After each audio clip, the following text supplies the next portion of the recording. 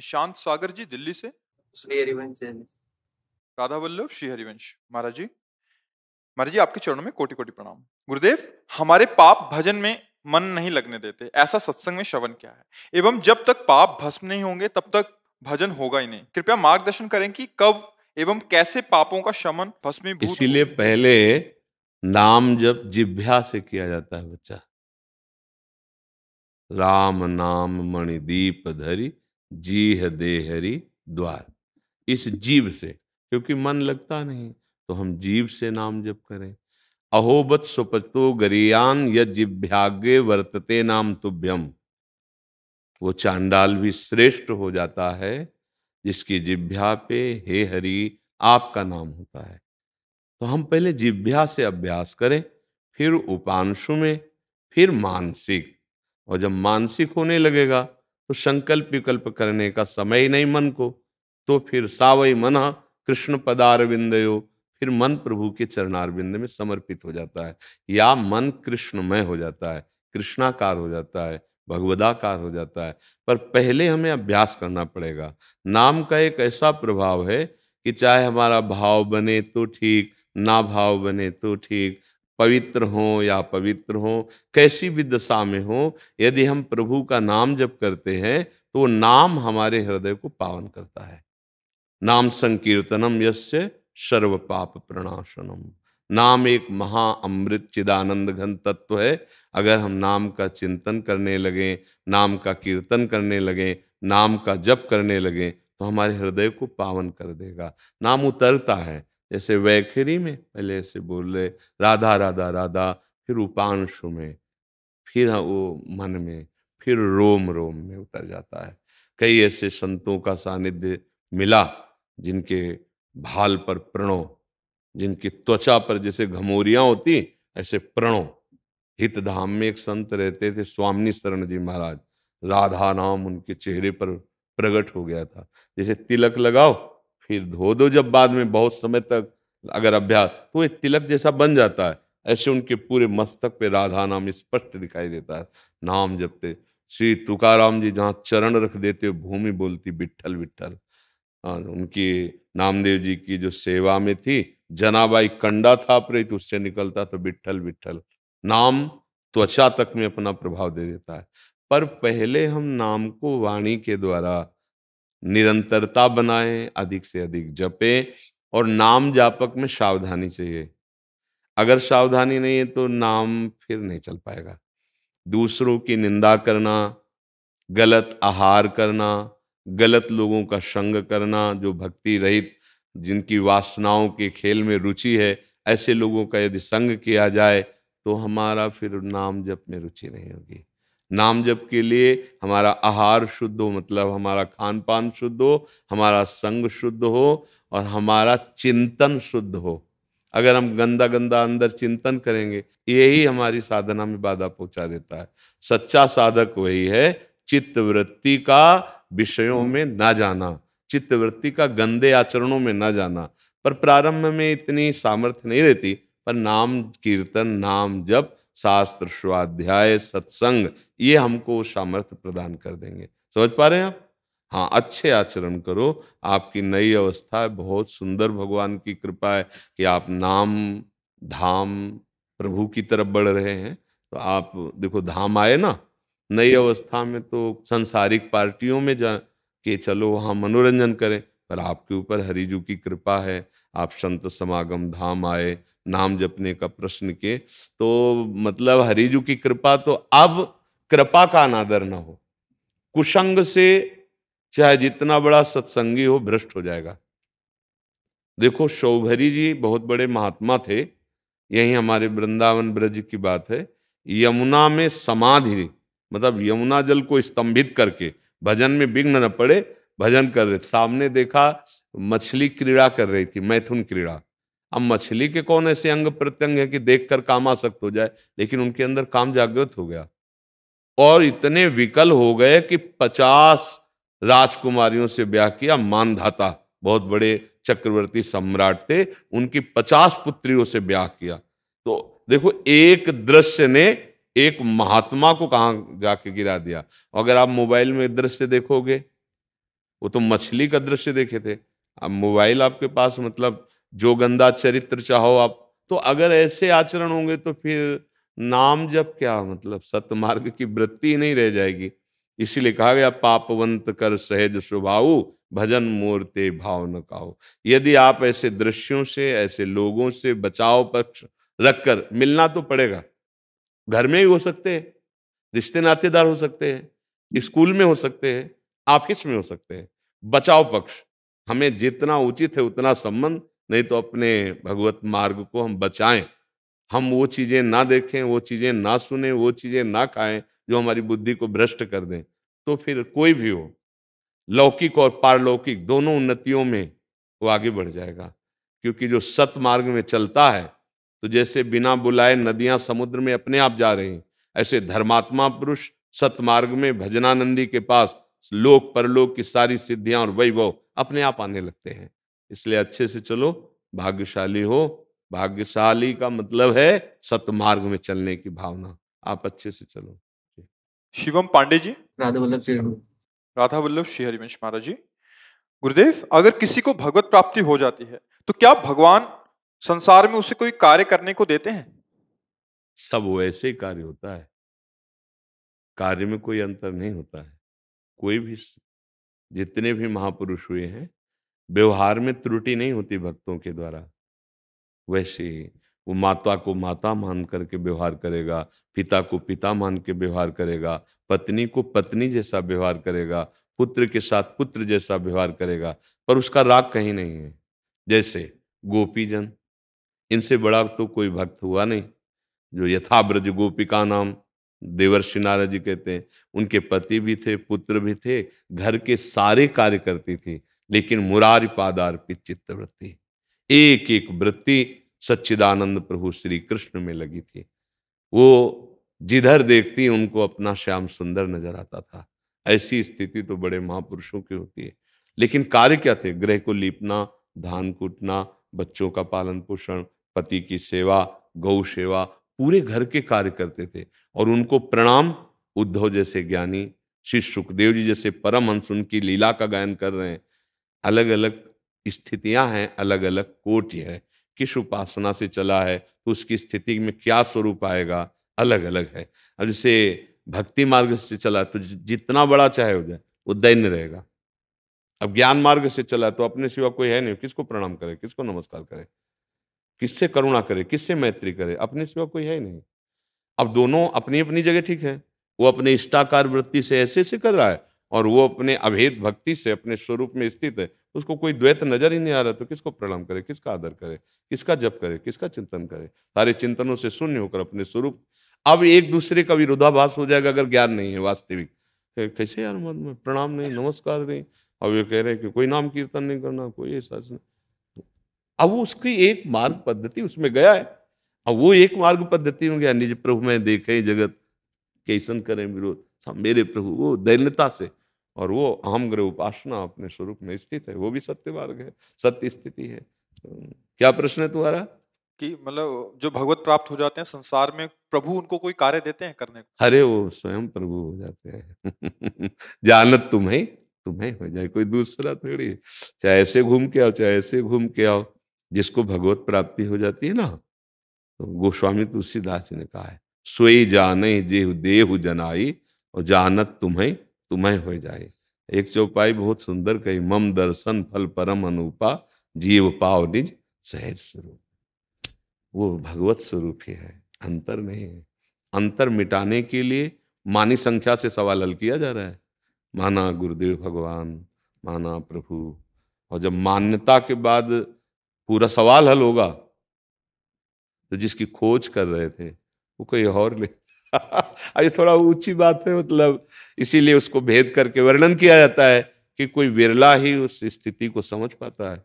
वो ब्रह्मविद ब्रह्मयु भवति तस्मित तज्जने भेदा भावात। वो शुरुआत होती जैसे गुरु शिष्य, आराधना हुई, और जब आराधना से मल मिटा तो जो गुरु है शिष्य, अभेद स्थिति।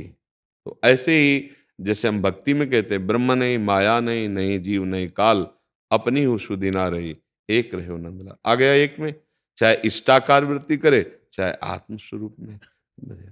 अब थोड़ा अभी बच्चे हो, नाम जप करो, साधन पे चलो। अब जैसे हम कक्षा 1 में पढ़ते हैं और डिग्री की बात पूछे तो बस केवल हाँ ही हाँ करते रहे, क्योंकि डिग्री की समझ कैसे आएगी। पर प्रश्न है तो उसका उत्तर है। वैसे मुझे लगता है नाम जप करो, अच्छे आचरण करो, सदग्रंथों का स्वाध्याय करो और सतमार्ग के संतों का श्रवण करो। अगर सतमार्ग का संत नहीं तो भ्रमित कर देगा। जिसके श्रवण मात्र से संशयों का नाश होने लगे, हृदय में शीतलता होने लगे, दोषों का नाश होने लगे, उसी को सतमार्ग के वचन कहते हैं, उसी को सतमार्ग कहते हैं। वो कहीं से भी हो सकते हैं। सबे संत गुरुदेव हैं, व्यास है या प्रतीत। घड़े 1 लाख हो सकते हैं, पर सूर्य का प्रतिबिंब एक ही है। सूर्य की जो पड़ रहे वो एक ही है। ऐसे भगवान कहो, परमात्मा कहो, ब्रह्म कहो, व्याप्त तत्व है। वो किसी सीमा में नहीं है, वो असीम तत्व है। और वो कह के जो वर्णन किया गया वो त्वमसि है, तत् त्वम असि। अब बहुत गूढ़ विषय है ये, तो आगे चलने पर पता चलेगा। तुम नाम जप करो, ठीक है। नितिका जैन जी फरीदाबाद से। हाँ, राधे राधे महाराज। राधे राधे महाराज जी। महाराज जी, अगले जन्म में क्या परिस्थिति होगी इसका भय लगा रहता है कि अगला जन्म होगा अरे तो क्या भैया, आज खाओ, कल की काय चिंता करते हो। आज आज हमारे सामने भोजन रखा है, हम बढ़िया भगवद अर्पित करके और उसको पा के स्वाद आज ले। कल हमको मिलेगा कि नहीं मिलेगा, आज के भोजन का तो स्वाद नहीं ले रहे, अब कल की चिंता में हम। ऐसा नहीं है, हमारा कल बड़ा मंगलमय होगा यदि आज हमारा सही है तो। हमें कल की चिंता नहीं करनी। यदि हम नाम जप कर रहे हैं, हमारे आचरण पवित्र हैं, हम सबकी सेवा की भावना में हैं, तो हमारा कल अगर होगा भी तो बहुत अच्छा होगा। और अगर हम निष्काम भाव से सेवा करें, भगवत चिंतन करें, तो हमें लगता है कल होगा ही नहीं।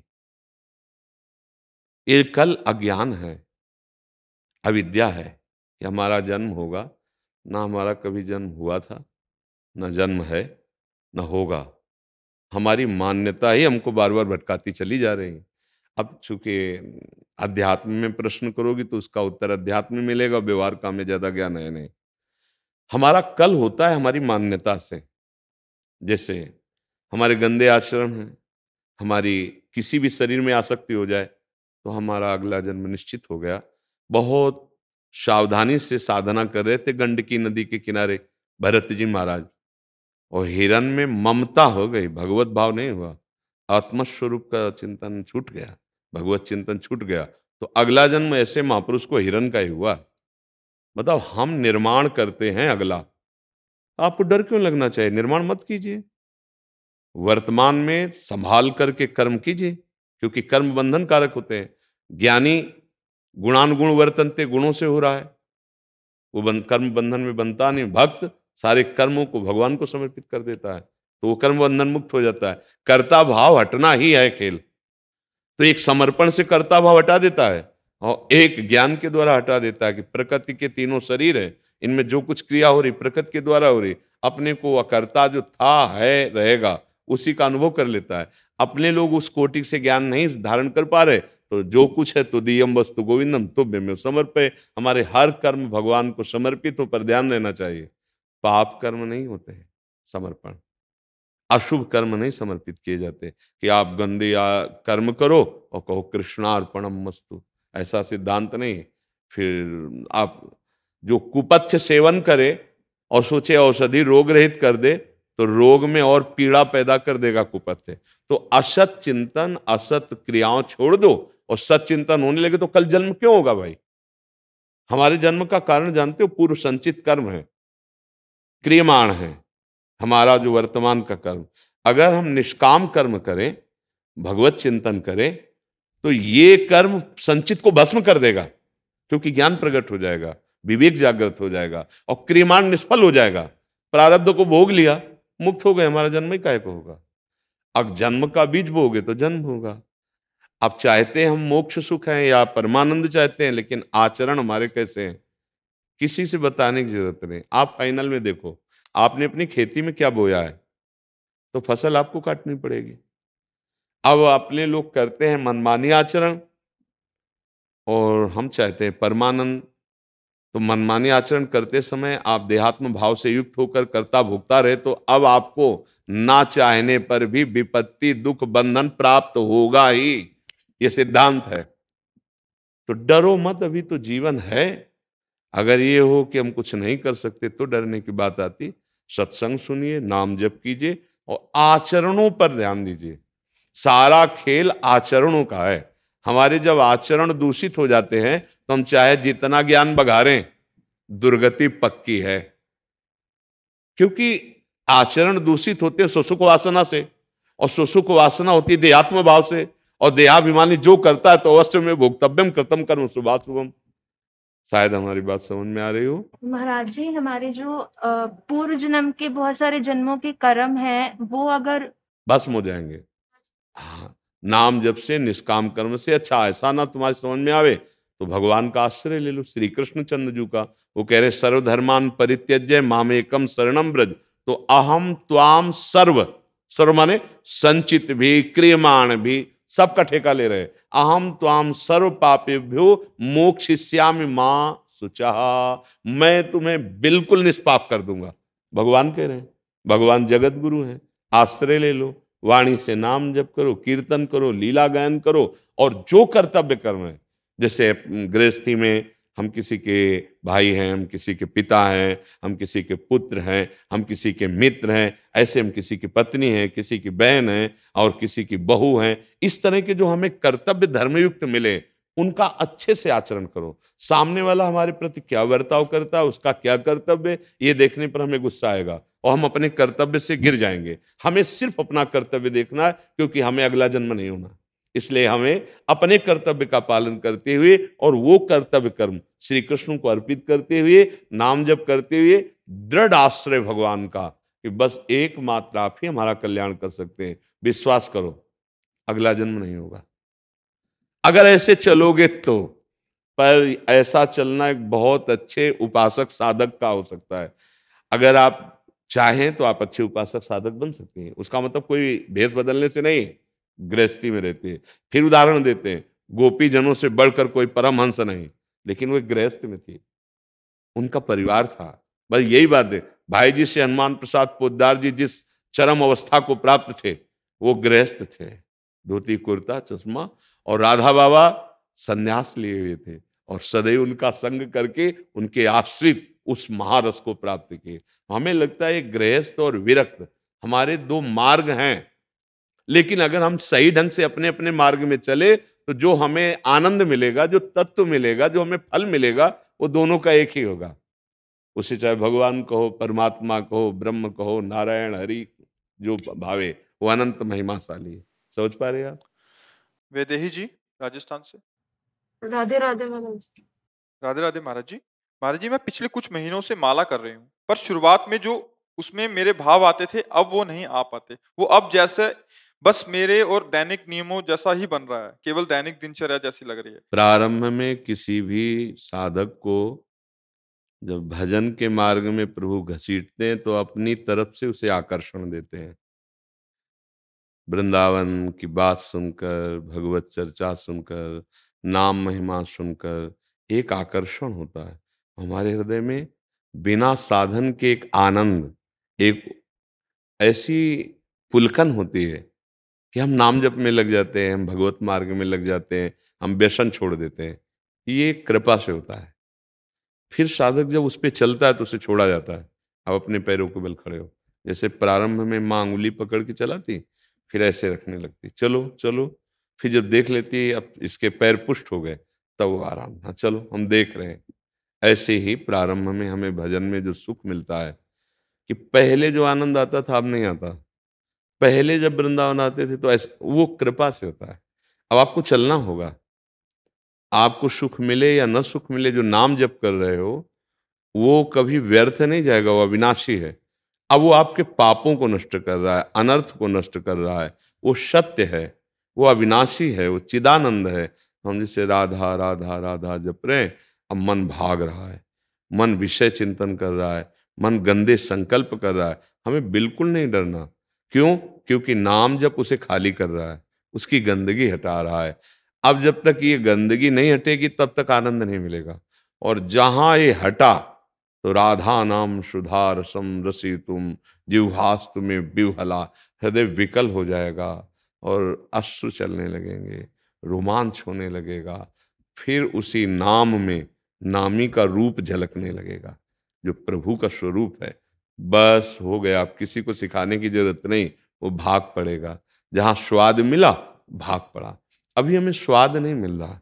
जैसे पित्त का रोग बढ़ जाए तो मिश्री मीठी होती है, पर वो मीठी नहीं लगेगी, कड़वाहट सी लगेगी। अगर हम उससे नियम पूर्वक रोज पाए तो वही मिश्री पित्त का समन करके हमारी जबान को मीठा मीठा लगने लगेगी। ऐसे ही हमारे अंदर वासनाओं का जहर भर गया है।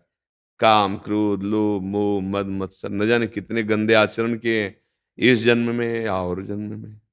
अब हम जब नाम जप करते तो कोई स्वाद नहीं, कोई आनंद नहीं, कोई शांति नहीं। और संत जनों ने कहा है परमानंद है, ये परम शांति परम सुख प्रदान करने वाला है। तो हमारा स्वाद भले नहीं बन रहा, पर डॉक्टर ने कहा है कि ये तुम्हें रोग रहित कर देगा, तो हम दवा खाते हैं। ऐसे ही हम गुरु आज्ञा मानकर नाम जप करें, एक दिन सब ठीक हो जाएगा। हमारे गांवों में जब किसी को कोबरा सांप काटता था तो उसकी पहचान किसी विष चढ़ाए कि नहीं, नीम की पत्ती खवाई जाती थी। ये हमने देखा है, मंत्रों का प्रभाव देखा है। जैसे आजकल कहते हैं ना, अरे कोई मंत्र नहीं, हाँ आप सिद्ध नहीं कर पा रहे इसलिए है, नहीं मंत्रों का प्रभाव देखा है। वो आए फूल की थाली कांसे की, उसमें मंत्र लिखा हो, ऐसे पीठ में ऐसे दूर से वो ऐसे चिपक गई जाके। पहला लक्षण कि जहरीले सांप ने काटा, चढ़ गया। अब नीम की पत्ती खाओ, उससे पूछा जाता है कैसी लग रही, बोला मीठी, मतलब जहर चढ़ गया। तो हमारे ऊपर माया का जहर चढ़ा है। हमें भगवान नाम मीठा नहीं लग रहा, और संसार का छल कपट नाना प्रकार ये सब पापाचरण जो कड़ुआ है, दुख देने वाला है, ये अच्छा लग रहा है। अब हमारी रुचि तो इधर लग गई असत मार्ग में, तो अब सत मार्ग का नाम, लीला, अध्यात्म ये सब कड़ुआ सा लगता है। आपको उबना नहीं है, ये वो अमृत है जो किसी काल में भी आपको भ्रष्ट नहीं होने देगा। एक दो भाई थे, एक का नाम था धर्मचंद और एक का नाम कर्मचंद। इसकी रास लीला में भी लीला दिखाई गई है। तो ये भाई जी से हनुमान प्रसाद पोद्दार जी गीता पृष्ठ से संपादन भी किया है। जो बड़ा भाई था वो जैसा नाम था वैसे ही गुण वाला था, धर्मात्मा, भजन करना और संतों की सेवा करना और अपने कर्तव्य का पालन करना। छोटे वाला जो था मदिरा पीना, जुआ खेलना, मांस खाना, व्यभिचार, अब जितना गंदा कर सकता था वो करता था। बड़े भाई को चिंता हुई कि इसका कल्याण होना चाहिए, क्योंकि हम जिस गर्भ से पैदा हुए उसी गर्भ से ये पैदा हुआ, पर ये आचरण ऐसे कर रहा है कि नरक जाएगा। अब बड़े भाई संतों की सेवा करते थे, तो जहां संत मिलते उनको मना के लाते, घर में चरण धोते, उनको प्रसाद पवाते, और अगर वो आ जाता तो गालियां देता संतों को, क्या क्या कड़वे शब्द। और उसका ऊपर मकान था और उसका नीचे मकान था। जो धर्मात्मा था वो नीचे रहता था, छोटे वाले को ऊपर। प्राय ऐसा होता था, जब संत आते और वो कहीं से आ जाता तो गालियां देते। तो पहले संतों से कह देते कि एक हमारा भाई है, ऐसा ऐसा नशा करता है, अगर वो गाली दे तो आप लोग नाराज मत होना, ऐसा कह दे। एक बार अयोध्या के संत मंडली उधर से निकली तो उनको प्रार्थना करके घर ले गए। उनको भोजन पवा ही रहे थे कि वो शराब के नशे में झूमता हुआ आया और खूब गाली भाई को भी और संतों को दी और ऊपर चढ़ गया। तो जो उसमें मुखिया संत थे, उनका क्या चरित्र है आपका कि आप सम्मान से लाते हो और अपने भाई से अपमान। बोले भगवान ये हमारे बस का नहीं, बहुत दुष्ट स्वभाव का है, अगर हम बोलें तो हम पर प्रहार भी कर देगा, लेकिन हम चाहते हैं कि इसका उद्धार हो। बोले चाहते हो? बोले हाँ। बोले तो आज इसका उद्धार कर ही के हम जाएंगे। चले गए। वो दरवाजा बंद किए, अपने आसन पे शराब पिए था, लेट गया था जाके। अब अगर कहते खोलो तो भाई की आवाज है नहीं, वो खोलेगा है नहीं। तो शंख घंटा आदि बजे तो उसको लगा कि संत गए, तब फिर गाली देने के लिए भाई को कि ऐसे संतों को लिवा के ला। जो ये दरवाजा खोला वो तगड़े संत थे, चढ़ बैठे गिरा के, बोले राम बोल। देखो स्वाद मिले ना मिले, भाव बने ना बने, महिमा देखो। बोले राम बोल। हाँ नहीं बोलेंगे तो बोले जान से मार देंगे। ऊपर चढ़े बेटे, बोल राम बोल। और उसको लगा इतना तगड़ा बाबा जी कहीं सही में ना मार दे। राम बोले, एक बार और बोल राम। हाँ बोले राम। हट गए। बोले बेटा, मेरे प्रताप से ये तुम्हारे कल्याण का बीज बो दिया, इसकी कीमत मत। अरे बोले चल यहां से, कीमत। और उसको श्रद्धा थी नहीं, अश्रद्धा से जबरदस्ती भयपूर्वक 2 बार नाम कहवाया। कुछ दिन बाद उसको कैंसर हुआ और शरीर पूरा हुआ। जब शरीर पूरा हुआ तो यमदूत आए, उसको ले गए। तो धर्मराज के दरबार में उसका न्याय रखा गया कि इस जीव की दुर्गति, क्योंकि बहुत पाप किए, लेकिन 2 बार संत के मुख से राम राम कहलाया। अब तो उससे पूछा, जो सुख चाहो बोल दो, फिर तुम्हें नरकों का दुख भोगना पड़ेगा। बोले क्यों? बोले 2 बार राम राम संत के कहलाने से कहा। बोले आप बता दो इसकी कीमत क्या है, तो हम उस हिसाब से मांगे। हिम्मत नहीं हुई कि राम नाम की कीमत बोल देंगे क्या। अब वो हंस गए। 2 बार राम राम का, अब इसकी क्या कीमत हम बता दें। बोले हमें जब तक कीमत नहीं पता चलेगी तब तक हम आपको, अच्छा जब तक उसका हिसाब नहीं होगा तब तक नरक नहीं भेज सकते, क्योंकि 2 बार राम राम लिया है। देवराज इंद्र का स्मरण किया, देवराज इंद्र आ गए, क्योंकि दैवी शक्ति है वो। तो क्या समस्या है? बोले इस पापी जीवात्मा ने 2 बार राम राम कहा है, इसका फल इसको क्या दें। ये मेरे बस की बात नहीं कि राम राम का हम फल बता दें, ये तो भगवान ब्रह्मा जी बता सकते हैं, सृष्टि रचयिता है। जीवात्मा ने कहा अब अपने हटाओ ये दूतों को, ये जो बड़े भयानक यमदूत हैं, ये हमें छुए ना। अब जहां आपको ले चलना है हमको ले चलो। तो उसमें तो ऐसा दिखाया कि पालकी में बैठा जीवात्मा और एक तरफ देवराज इंद्र, एक तरफ धर्मराज, ब्रह्म सभा में गए। ब्रह्मा जी देखकर आश्चर्यचकित हो गए कि कौन इतना बड़ा पुण्य आत्मा है जिसको ये लोकपाल अपने कांधों पे ला रहे। क्या बात? वहां बात रखी, क्योंकि प्रपितामह सबसे बड़े ब्रह्मा जी हैं, प्रजापति हैं, परमेष्ठी पद है। कहा 2 बार राम राम कहा है, जीवन भर पाप किया, अब इसका फल क्या होगा। ब्रह्मा जी ने कहा मेरी सामर्थ्य नहीं कि राम राम का फल हम बता सके। ब्रह्मा जी ने कहा रात दिन भगवान शिव रटते रहते वहीं चलते हैं। परम वैष्णवाचार्य, परम ज्ञान समुद्र, कैलाश गए ब्रह्मा जी, धर्मराज, देवराज और वो जीवात्मा। भगवान शंकर से कहा 2 बार राम राम का फल बता दो। तो उन्होंने कहा ये तो नहीं मैं बता पाऊंगा कि राम नाम का फल क्या है, महिमा जरूर बता कि रा कह के जहर पी गए हलाहल, और माँ कह के कंठ में रुका है। एक बूंद पानी नहीं रोक सकते कंठ में, अगर वो कंठ में जरा रुक जाए तो खांस खांस के परेशान। हलाहल विष, बोले राम नाम, बड़ी महिमा बताई। बोले फल नहीं बता सकते पूरा फाइनल, ये तो भगवान ही बताएंगे जिनका नाम राम है। बोले चलो साकेतपुर। 2 बार राम राम कहने का फल, साथ में भगवान शंकर, ब्रह्मा जी, देवराजन, धर्मराज साकेतपुरी पहुंचे, भगवान के साकेत धाम। सिया राम जी सिंहासन पर विराजमान, हनुमान जी चरणों के पास में। प्रभु ने कहा आइए आइए, आप सब लोकपाल और ब्रह्मा जी और भगवान शिव कैसे एक साथ आगमन। बोले समस्या हो गई, ये जीवन भर पाप किया, कोई पुण्य नहीं, केवल 2 बार राम राम बोला।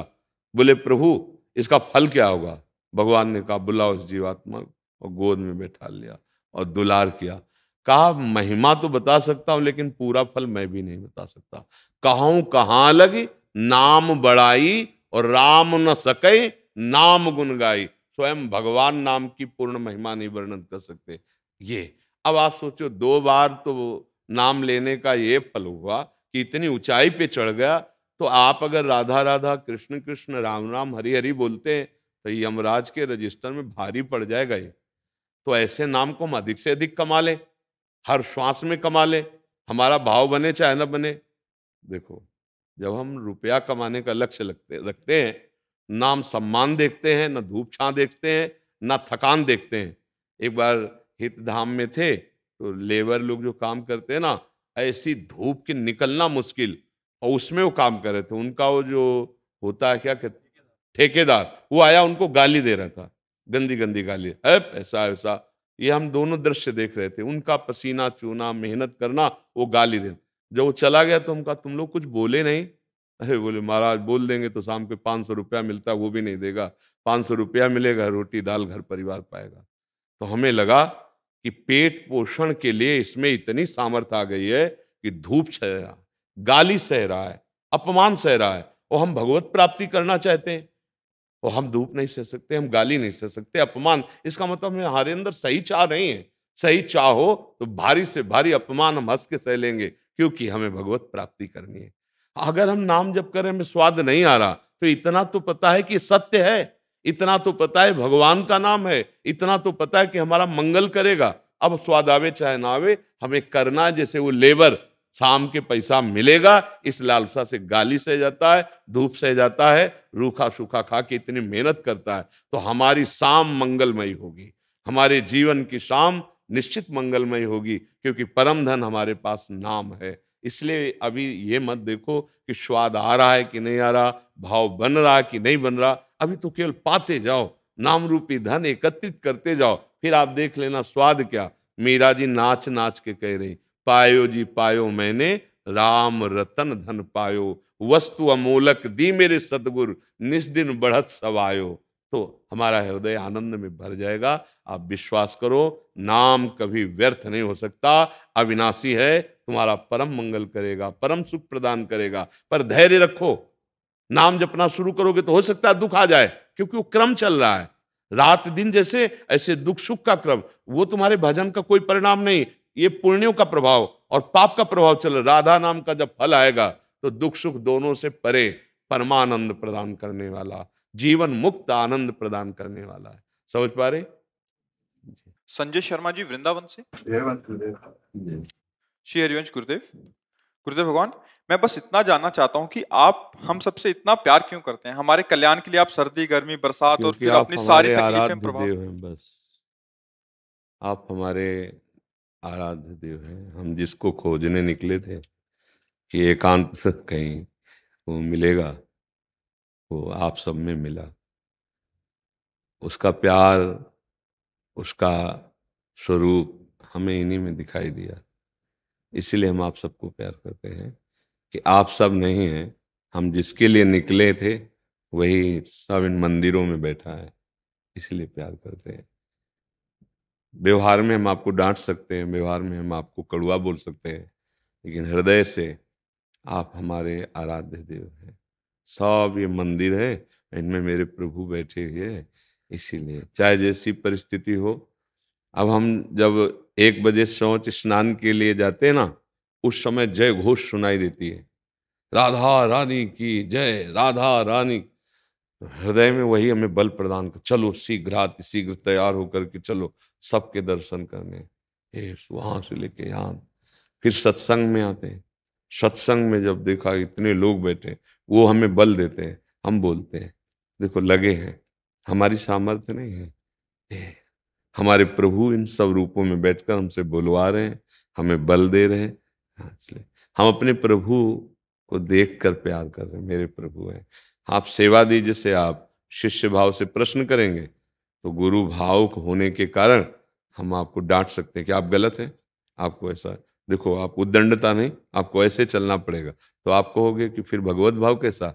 नहीं, ये रोल है सेवा का, लेकिन मुख्य बात यह है कि हमारे आराध्य देव इन मंदिरों में बैठे हुए हैं, तो इसीलिए हम सबसे प्यार करते हैं और हृदय से प्यार करते हैं और हृदय से मनाते हैं कि आप सब अपने भाव को समझिए और सुखी हो जाइए, स्वस्थ हो जाइए, स्वस्थ आप अपने में स्थित हो जाइए। आपको मुस्कुराता स्वस्थ देख करके हमारा हृदय शीतल होगा। जैसे हम अपने प्रियालाल को भोग लगाते हैं और फिर आचमन कराते हैं, फिर हट के देखते हैं कि मुस्कुरा रहे हैं, ऐसे आप लोग चिंता रहित हो जाएं, आप दुख रहित हो जाएं, आप आनंदित हो जाएं, हमारी सेवा बन गई, क्योंकि हमारे प्रभु सबके हृदय में बैठे हैं, वो हमें बल मिल रहा है। बस गुरुदेव एक और कृपा, अखंड स्मृति बने रहे। हाँ, वो जहाँ हमारा महत्व हो जाता है वहाँ हमारी स्मृति लग जाती है। जैसे कामी नारी प्यारी जिम, लोभी जिम प्रिय दाम, तिम रघुनाथ निरंतर प्रिय लागो में। यदि परम धन राधा नाम में हमारी लोभ बुद्धि हो जाए, अधिक से अधिक जमा करें, तो स्मृति है। जैसे रुपये में लोभ बुद्धि हो जाती है तो न थकान महसूस होती है, न गालियां हमें विक्षेप दे सकती। हम अपने ठेकेदार की गालियां सहकर, थकान सहकर, ओवर टाइम करके, क्योंकि हमें रुपया चाहिए। तो अगर हमें महसूस होने लगे कि परम धन भगवान का नाम, प्रियाजू का नाम। तो अपमान सह के, गाली सह के, निरादर सह के, हर कष्ट सह के राधा राधा राधा राधा, तो इकट्ठा हो गया परम धन, और इसी परम धन में परमानंद की प्राप्ति हो जाती है। अब महत्व है शरीर का, भोगों का, तो नाम में प्रीति इसीलिए नहीं हो पा रही। अगर नाम में महत्व हो जाए तो भूल ही नहीं सकते, कभी नहीं भूल सकते। महत्व जहां हो गया उसे भूल पा रहे हैं। देखो शरीर का महत्व, शरीर संबंधियों का महत्व हम भूल ही नहीं पा रहे हैं। लोहा कभी आभूषण बन के नहीं, पारस मणि का चमत्कार छू गया तो लोहा सोना हो गया। भगवान की कृपा का सारा खेल है। वो अपने जैसे जीवों को मूकम करोति वाचालम पंगुम लंघयते गिरिम यत् कृपा तमहम वंदे परमानंद महात्मा। वो कृपा कर देना, तो पढ़ा लिखा नहीं, मूक है, लेकिन वेद स्फुरित हो रहे हैं। लूला लंगड़ा है, सुमेर पर्वत लांघ जाए, वो कृपा कर दे तो छोटा बच्चा सांप का गरुड़ को पछाड़ दे, जबकि गरुड़ महाबली। बस वो कृपा काम कर रही है। बस वो उनके आश्रित रहो, प्रभु के आश्रित रहो, और उनसे मनाते रहो कि ये जीवन कहीं व्यर्थ ना चला जाए। हम दूसरों को सुख पहुंचाएं, हम दूसरों में आपको देख सकें, सबसे बड़ी पूजा है ये। हम पूरे जीवन की सार बात कह रहे हैं, सब में मेरा प्रभु है, सबकी सेवा बन जाए। हमारी द्वारा वचन से, शरीर से या मन से किसी को कष्ट न पहुंचे, ये हमारी सबसे बड़ी सेवा है, हमारे भगवान की सबसे बड़ी सेवा है। अगर हम इन सब में प्रभु की भावना करके, तो और अगरबत्ती धूप बत्ती न लगाओ, हो जाएगा काम। धूप बत्ती अगरबत्ती लगाते हैं और इनसे हम दुश्मनी करते हैं, द्रोह करते हैं, अपमान करते हैं, पीड़ा पहुंचाते हैं, तो भगवान कपिल देव जी कहते हैं उसकी की हुई पूजा में स्वीकार नहीं करता। जैसे राख में किया हुआ हवन व्यर्थ जाता है, ऐसे बड़े अच्छे अच्छे पदार्थों से मेरा अर्चन करता है, लेकिन मैं सबके हृदयों में बैठा हूं, वहां द्रोह करता है, द्वेष करता है, उनका अपमान करता है, उनकी हिंसा करता है, मैं कभी प्रसन्न नहीं हो सकता। ये हमारा भगवान का सिद्धांत है। हम सबको नमस्कार करते हुए, सबकी सेवा करते हुए अपना जीवन मंगलमय और दूसरों को सुख प्रदान करें। आज हमारे समाज की जो वृत्ति बिगड़ रही, दूसरों को कष्ट देते हुए सुखी होने की भावना, दूसरों का शोषण करके हम अपने पोषण की भावना, नहीं नहीं, कभी नहीं हो सकता। चाहे जितना धन एकत्रित कर लो, चाहे जितना वैभव एकत्रित कर लो, जलोगे, एसी रूम में जलोगे, तुम्हारा हृदय तुम्हें जलाएगा, तुम्हारा मन तुम्हें क्षमा नहीं करेगा। और अगर आप दूसरों के लिए प्राण तक निछावर करने के लिए तैयार हो, तो फिर और भगवत प्राप्ति के लिए अलग से साधन करने की जरूरत नहीं, इतने भी भगवान मिल जाएंगे। हाँ, पक्की बात है। परहित सरिस धर्म नहीं भाई, और पर पीड़ासम नहीं अघमाई। दूसरों को दुख देने वाली आज हमारे समाज में वृत्ति बढ़ रही है। व्यभिचार, हिंसा, नशा करके कैसे, देखो नमक रोटी खाओगे, ठीक से चलोगे ना, हृदय तुम्हारा शीतल रहेगा। तुम अपने सामने नजर नहीं झुकाओगे, दूसरे के सामने की हम बात नहीं कहते, तुम खुद इतना अंदर जलोगे जिस समय तुमसे अधर्म हो जाएगा, कि उसी जलन में नशा और बढ़ता चला जाता है और पापाचरण बढ़ता चला जाता है। फिर ये जो मानव देह मिला ये छिन जाता है, फिर और ऐसी ऐसी योनियां हैं। अब आप देखो, दंड, पैर बांध दिए गए, टांग दिए गए, नीचे से आग लगा दी, आराम से पक रहे हैं जल जल के। बहुत सावधान। ये जो हम चिल्ला चिल्ला कहते हैं ना, अधर्म मत करो, पापाचरण मत करो, इससे कभी सुखी नहीं हो सकते। जो सामग्री तुम सुख के लिए खरीदोगे वही तुम्हारे दुख का कारण बन जाएगी। और धर्म से चलोगे, दूसरों को सुख पहुंचाओगे, तो सच्ची मानिए तुम्हारा हृदय शीतल रहेगा। हम जो कुछ करते हैं हृदय के आनंद के लिए करते हैं ना, कि हमारा हृदय शांत रहे, प्रसन्न रहे, आनंदित रहे। आज हमारी जन समाज में, चाहे वो स्त्री शरीर हो, चाहे वो पुरुष शरीर हो, मतलब धर्म क्या है इसको भूलते चले जा रहे हैं। हमारा मानव जीवन का कर्तव्य क्या है इसको भूलते चले जा रहे हैं। अगर हमें सुधरना है, शांति, आनंद, सुख पाना है, तो बाहरी सामग्रियों से नहीं हो सकता। परमात्मा का तू अंश है, प्रकृति तुझे सुखी नहीं कर सकती। प्रकृति के सुख के लिए, भोग के लिए भागेगा, पापाचरण कर बैठेगा। हाँ, धर्म से प्रकृति का जो सेवन करने के लिए कहा गया, जैसे पाणी ग्रहण संस्कार किया, परिवार है, धर्म से कमाया, उसको प्यार दुलार से पाला पोषा और सारी सेवा भगवान को अर्पित कर दी। नाथ सकल संपदा तुम्हारी, मैं सेवक समेत सुत नारी। बहुत बढ़िया भजन हो रहा है। गृहस्थी का, विरक्ति का अलग है, गृहस्थी का अलग है। तो महत्व बुद्धि भगवान में रखो, अच्छे आचरण करो, ये जन्म मंगल में हो जाएगा। गुरुदेव आपके चरणों में कोटि कोटि प्रणाम। गुरुदेव जब हमारा हर प्रयास हो कि हम ग्रस्त में रहते हुए संयम से चलें और संसार सिमट जाए, वहीं अगर श्री जी गर्भस्थ शिशु के रूप में एक नई सेवा दे दें जिसके लिए हम मानसिक रूप से बिल्कुल तैयार ना हो, तो ऐसे में नहीं, मन ऐसा भक्ति मार्ग नहीं। में प्रभावित हमारी मानसिकता अपना निर्णय नहीं कर सकती। हमारी मानसिकता प्रभु को समर्पित होनी चाहिए। वो जिस तरह से मुझे रखना चाहते, जैसे चलाना चाहते, हम राजी हैं। जोई जोई प्यारो करे सोई मोहि भावे। बात समझिए। भक्ति का स्वरूप ये नहीं कि मैं ये नहीं चाहती, नहीं। भक्ति का स्वरूप है आप क्या चाहते हो प्रभु, विधान क्या है आपका, कितने दिन के लिए आया है अतिथि, मैं उसका स्वागत करूंगी। आपके विधान का तिरस्कार करना ये भक्तों का स्वरूप नहीं होता। आपका जो विधान है, हमारी चाह आपका विधान है, पर्सनल हमारी कोई चाह नहीं। संतान होना, संतान ना होना, उन्नति होना, उन्नति ना होना, सुख मिलना, सुख ना मिलना, ये मेरी चाह नहीं है। मैं आपके विधान को देखूंगी और आपका विधान मेरे लिए सिरमौर है। अब प्रभु आज्ञा जेहिका जस आई, सो ते भांति रहे सुख लाई। अगर कहीं चूक कर दिया तो फिर परमार्थ से गिर जाओगे कि मुझे नहीं चाहिए था, ये आ गया, अब इसको नष्ट करा देते हैं। कभी परमार्थ में नहीं चल पाओगे। परमार्थ क्या है उसे समझ नहीं पाओगे। कौन आ रहा है, कितने दिन के लिए आ रहा है, तुम्हें क्या पता। जो तुम नहीं कर पाए, पता नहीं वो कार्य करने के लिए आ रहा हो या आ रही हो। कौन है भगवान, किसको भेज रहे हैं, किस कार्य के लिए भेज रहे हैं। कभी ऐसा मंगल भाव न लावे, नहीं कि मेरी तो चाह नहीं थी तो इसको मैं मिटा दूं, ऐसा नहीं। मेरे प्रभु का हर विधान स्वीकार है, ऐसे भाव से चला जाता है। समझ पा रहे किसका प्रश्न। मिटाने की इच्छा नहीं है बीच में, बस ये है कि जब वो आ जाएगा तो मंत्र जाप भक्ति भक्ति कम ना हो जाए, भक्ति प्रभावित अरे ना हो जाए। भक्ति का फल आ सकता है। हम लोग कहाँ पैदा हुए, आकाश से, किसी माँ से पैदा हुए। पता नहीं कौन आ रहा है, किस हित से आ रहा है।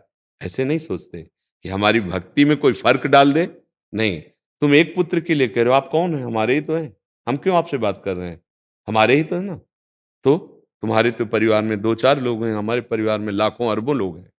सबका स्वागत है, सबसे प्रेम से व्यवहारता है, सबसे व्यवहार। तो क्या मेरी भक्ति खत्म हो गई, क्या मेरी भक्ति नष्ट हो जाएगी। नहीं, बाधक नहीं हो। आप हमारी साधना में साधक हो, आप हमारे प्रभु हो। हम जब अंदर से देखेंगे, आप उसे प्रभु क्यों नहीं मान रही। प्रभु न जाने किस रूप में प्रभु आकर मुझे दुलार करना चाहते हैं। मंत्र जाप होता है वो शुद्ध अवस्था में करना है, वो अशुद्ध अवस्था भी तो नाम कहाँ चला गया, नियम। राधा राधा राधा राधा राधा, शुद्ध अशुद्ध सब अवस्था में। तो यही तो समझ, सत्संग को समझो, अपनी हठ मत पकड़ो। हाँ, ज्यो ज्यो राखत हो त्यों त्यों रहियत हो हरि। जैसे जैसे आप रख रहे हो वैसे वैसे मैं राजी हूं। अपने हट से कुछ नहीं होता, विधान को समझना चाहिए। मेरे प्रभु का विधान क्या है, मालिक का विधान देखना है, उसी विधान में राजी हैं।